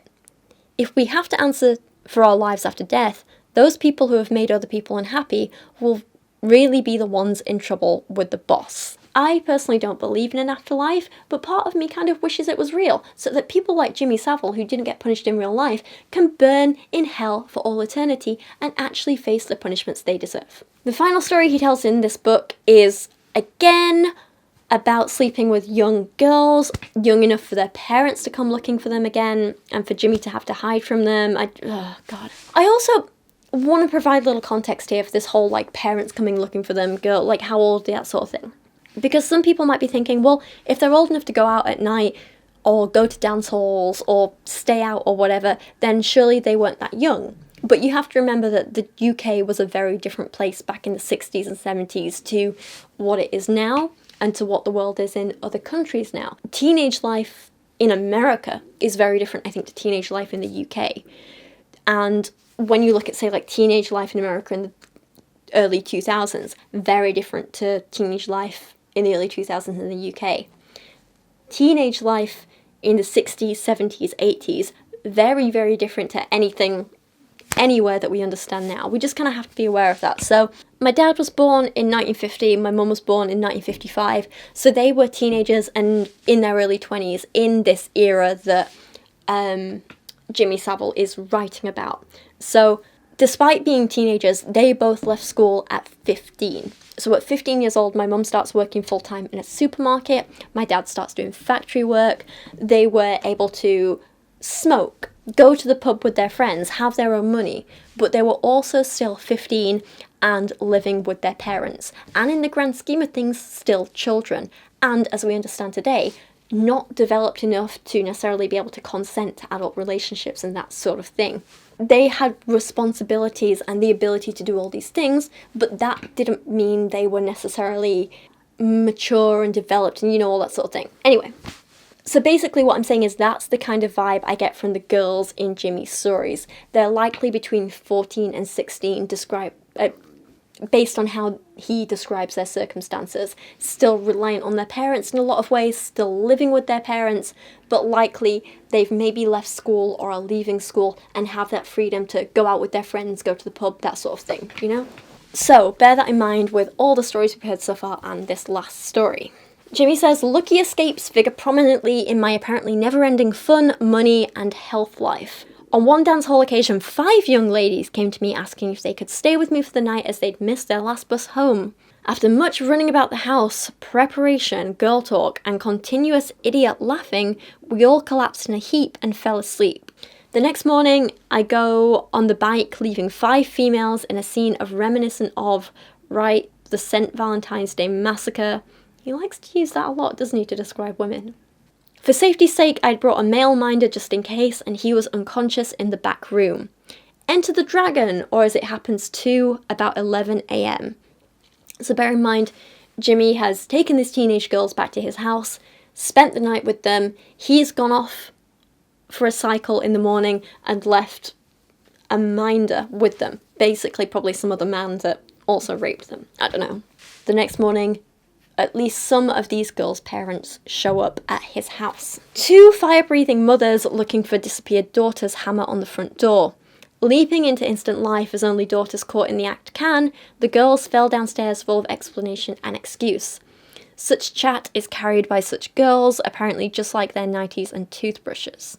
Jimmy's away for the weekend and he kindly lent us his house, they lie. He's upstairs sleeping, holler the mums. For is it not a well-known local fact he's dead to the world before midday?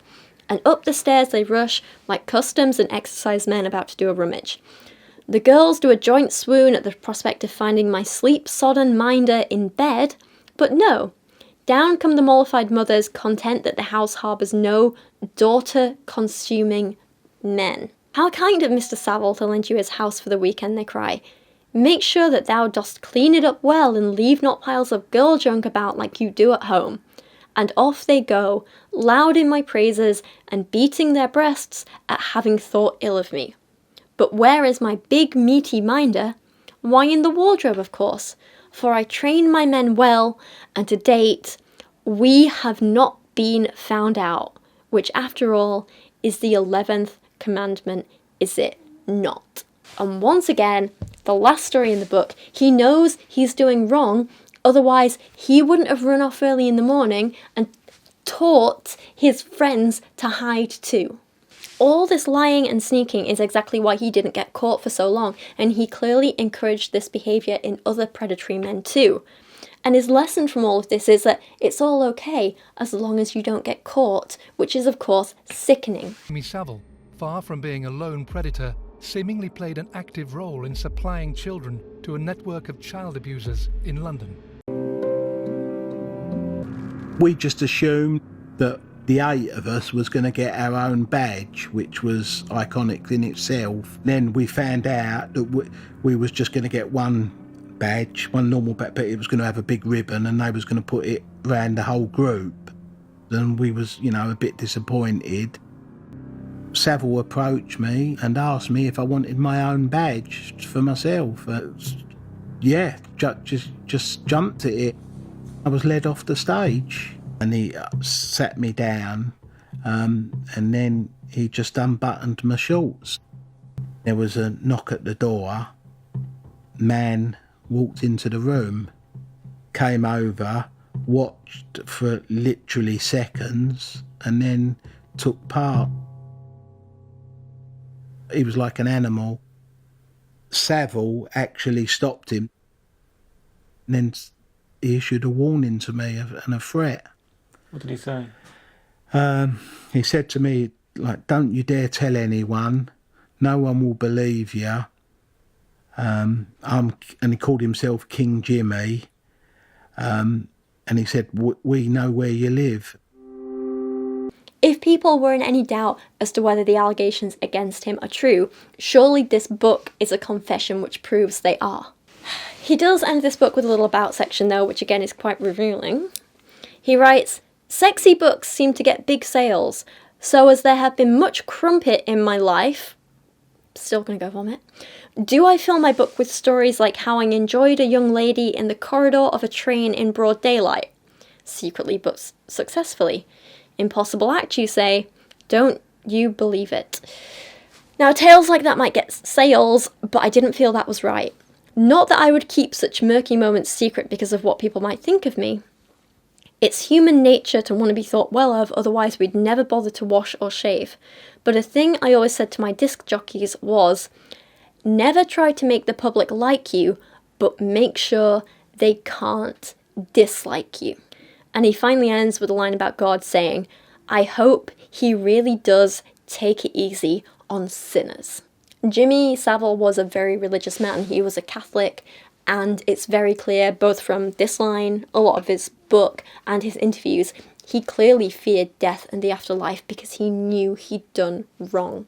And I guess if there's one good thing we can take from all this, is that at least he died in fear, like he deserved. Stoke Mandeville Hospital's got a chapel that we used to attend every Saturday evening. The times when Savile came, there used to be a little room, and it was my job to go in there, get the collection plate. When I went into them rooms, he would start touching and pushing his fingers inside me and doing whatever he wanted to do in that little 5-minute space. And that is where this book ends and where I'm gonna end this video. As celebrity books go, like I said in the beginning, this one has been the hardest one to review and read, knowing what kind of man Jimmy Savile is. I literally feel so angry and disgusted right now. I'm gonna have to take a long break before I even start to edit this because I'm so worked up with feelings, you know? The pages of this book, when put with the other facts we know about his behaviour and reports of his behaviour, the pages of this book are very clearly confessions of guilt. Maybe half confessions, but confessions nonetheless. And I only hope that this video can be used as an opportunity to help other people understand what a vile man he was. I thoroughly encourage you to go and listen to the stories of his victims and offer them the love and support they deserve. Amplify their voices like they deserve. Make sure their stories are heard and believed like they deserve. And also understand that there are literally still hundreds of his victims out there who either died before their stories could be told or made public, or who have chosen to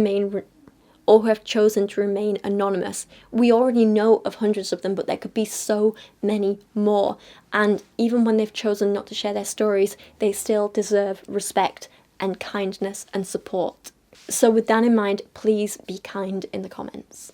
As I said earlier, I'm not going to tolerate any victim blaming in the comments. I don't want to see that stuff. I don't want to hear that stuff. Please don't do it. And with that in mind, thank you so much for watching today. If you guys enjoyed this video, please leave a like, leave a nice comment. Feel free to share it around on social media. You can also, because I doubt this is going to get monetized, we'll see. It'll be a miracle if it does. But if you want to help support me and my channel and help me keep making these videos, I do have a Patreon that you can join for as little as £1 a month. I've got lots and lots of merch available, including these really cool bright bold leggings that I love. They are filled with one of my paintings. I have these as leggings, bike shorts, t-shirts. There's a couple of different painting options available if you like bright bold clothes.